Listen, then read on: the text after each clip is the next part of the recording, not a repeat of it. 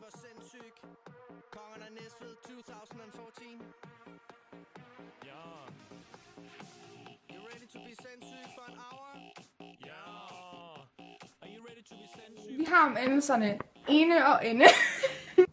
Det kan være rigtig svært at kende forskel på, om et ord skal ende på ene eller ende.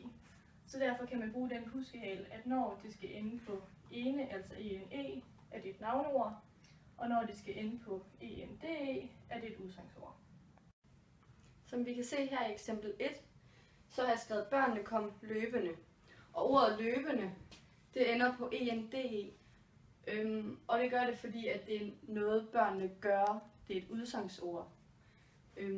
Så derfor så skal der ende på. Når man har med ende at gøre, altså ende, så er det et udsagnsord, og det vil sige, at man kan sætte alt jeg foran, og det er lang tillægsform. I eksempel 2 har vi eksemplet hesten vandt løbende. Her skal endelsen være ene, fordi at løb er et navneord. Og når vi har med endelsen ene at gøre, altså ene, der kan man enten sætte en eller et foran. I det her tilfælde sætter vi et løb. Og det skal også være ene, fordi at løbende er kort tillægsform.